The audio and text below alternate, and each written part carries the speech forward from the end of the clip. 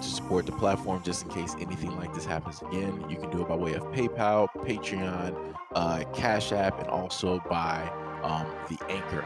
And you can also further support the platform by way of going to the Teespring store or the shoe store that is located in the comment section below.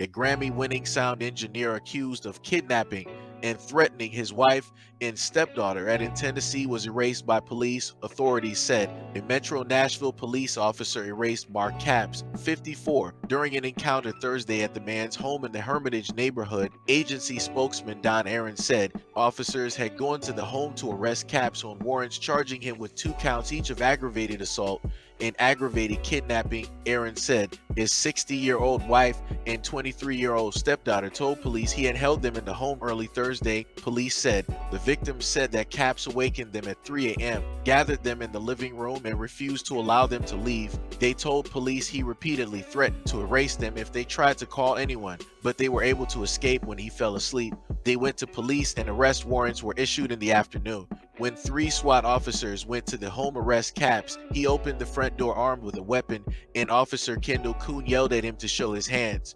Officer Kuhn deemed that Capps' movements posed an immediate, imminent threat and fired. Capps passed at the scene. Video of the event appears to show the door of the home opening, and an officer can be heard yelling, "Show me your hands." The Tennessee Bureau of Investigation will investigate the event. The Nashville Police Department will conduct an administrative review of the tactics and interactions used to determine whether they meet departmental standards. Capps' website says he is a multi-platinum Grammy Award-winning engineer, mixer, producer. He won 4 Grammys for his work on polka albums, and his website lists several other albums on which he's done mixing and engineering work.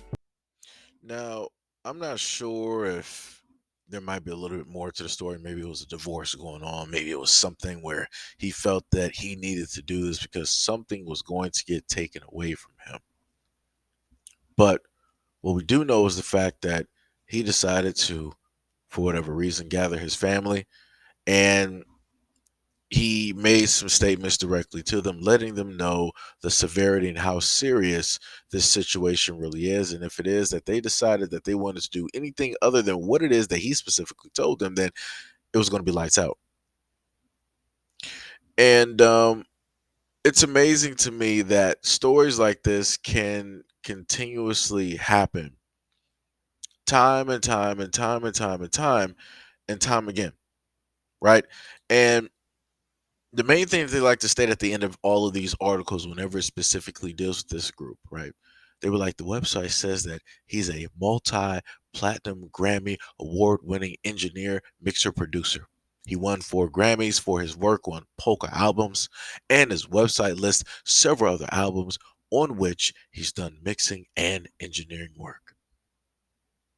Isn't it amazing how they want to still celebrate their own people, even though they were going to try to do something that was going to affect a great deal of people? They'll still try to find a way to celebrate them. They will still put pictures out of them at their happiest moments, them just getting married, them with the birth of their children, them with their children in their first walks, them at a family gathering, them helping out the homeless, whatever it is.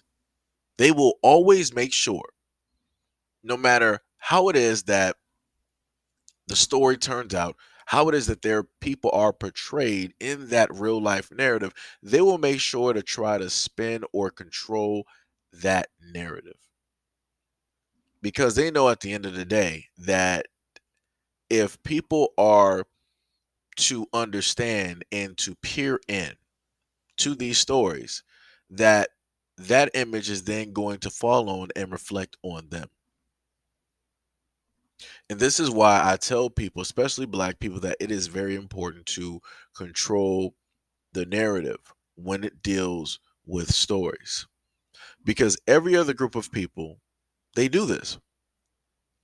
And they do it without being shy about it. They're completely open, they are completely honest, and they will do it within their own media directly right in front of your face. And we just sit there. We sit there while they'll do that for their own people, but then when it comes to us, guess what? They're not going to give us that same grace. They're not going to, in a sense, care about what it is that that family is going through, or the extended family and friends, or whoever is going through. They will give those people, those individuals, time to mourn. They will cater the story in such a way that it won't, in a sense, stir up too much. If you notice, they didn't give you background history on him. They didn't basically tell you that, oh, he did this and this and this before. He was formally charged with this and this and this. There have been calls made to the house multitudes of times. You know, him and his wife and kids don't really see eye to eye. They're not listing any of those personal details, and I'm pretty sure that those details are actually out there. If they actually had some individuals out there that were about journalistic integrity, right? About the actual truth, they would have gone out there and questioned friends and family and associates and people that he has bad blood with, and they would have been able to get a more detailed story and specifically tell you the inside versus just this outside thing. Because I'm pretty sure the wife knew something about this. They always do. And especially when it comes down to that community and how it is that things transpire all the time. It don't matter if it's a doctor, don't matter if it's a judge, don't matter if it's a cop, somebody in the military. It don't matter what type of work the man does in that community. Whenever it comes down to showtime, whenever it comes down to high noon, they're always ready to serve out some Alec Baldwin justice every time. But when you look at the media, what always happens? They will make sure to put the best foot forward of that man before they really get into and dive into all of the details about specifically what it was and what it is that he stated to his family and how it is that he stated it and all the emotions and all of those gritty details.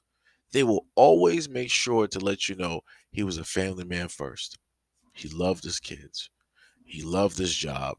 He loved his neighbors. He loved his little dog, right? He loved rock climbing, swimming with the dolphins, skydiving, spelunking.